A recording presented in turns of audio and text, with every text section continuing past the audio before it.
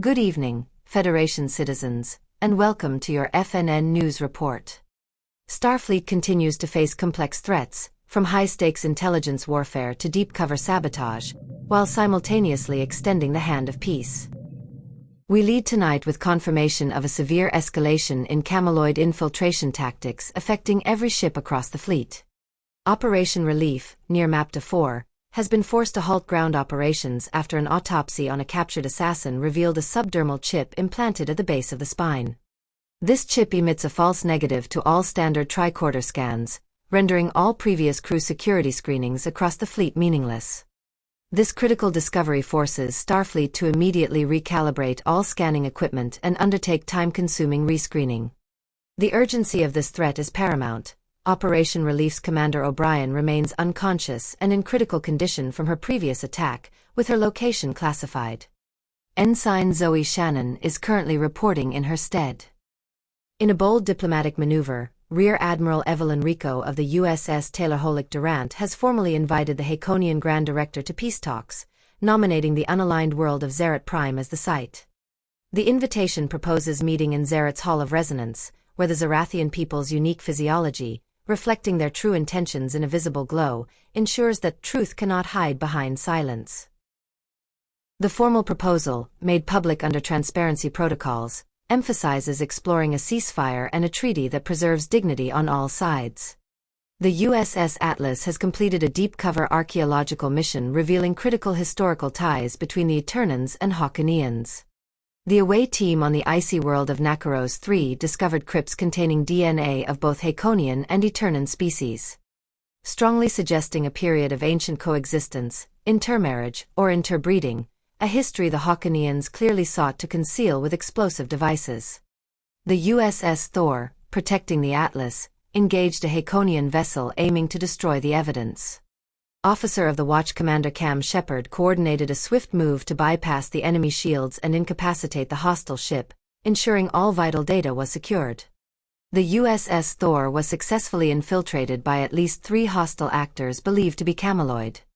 Fleet Captain Vandred Rose suffered multiple stab wounds and severe blood loss in her quarters. The attacker used a poison blade, causing the captain's internal nanoprobes to turn on each other, and she is now in an induced coma with a bleak outlook. The attackers also caused 3 simultaneous acts of sabotage that resulted in 5 fatalities and 13 injuries, including damage to a torpedo bay. The XO has assumed command, and the ship is operational after rapid engineering repairs. The USS Argo flotilla successfully destroyed a 6-ship Haconian destroyer fleet, led by the cruiser Vorkon's Claw, after being lured into a magnetic storm ambush with a false distress beacon. The victory was shattered by personal loss. Scans confirmed the wreckage of the missing hospital ship, SS Mother's Mercy. Vice Admiral Rich Lombardia received the devastating news that his wife and youngest daughter, Dr. Emerald Lombardia and Nurse Emma Lombardia, were confirmed as casualties on the manifest. Vice Admiral Kinney Rantrode, though recovering in sickbay from a previous stabbing, directed a clever counterintelligence operation. Intercepted reports showed the Hawkinians believed the Veracruz was smuggling weapons. The ship played into this paranoia by dropping a locator beacon-equipped crate labeled "Totally Not Smuggled Weapons." The deception successfully drew out 4 previously cloaked Haconian ships, 2 of which were damaged in the ensuing skirmish.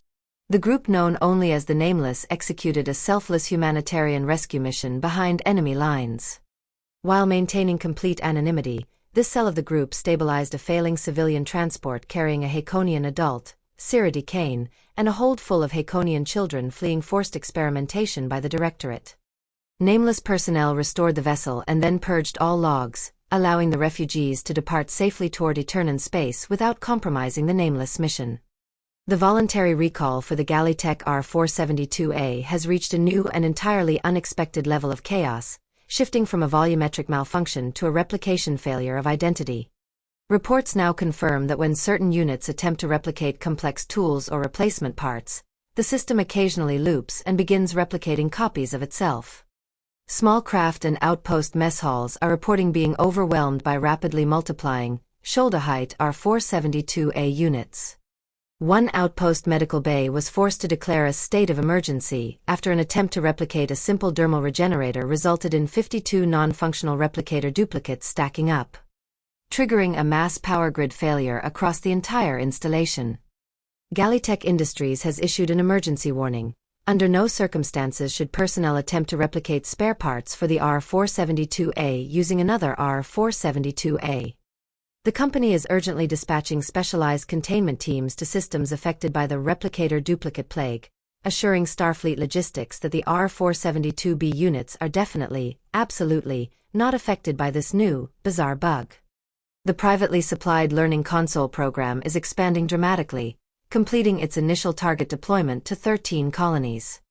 The devices are now fully operational in the final group of 8, Bolster, Aegis, Swiftwhisker, Farn, Telos, Midgar, Denora, and Penistry. Reports confirm that test scores continue to rise across all districts. Students praise the engaging, interactive systems. A young Denoran student reported, "The console doesn't just show me the answer, it lets me build the answer. I understand subspace geometry much faster now." On Aegis, a Tellarite youth enthused, "The lesson tracking is incredible. I can challenge myself on new topics and then argue with my friends about our scores immediately." Colony officials confirm the technology is functioning flawlessly, with no reported technical or security issues. This expansion is celebrated as a crucial investment, demonstrating that education and progress continue to thrive amidst conflict. Krun, the domesticated celet and therapy companion for the recovering miners of Farn 3, is no longer alone.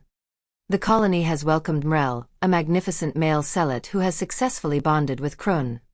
Mrel was intended for a research program, but after a highly supervised introduction, the two animals bonded instantly.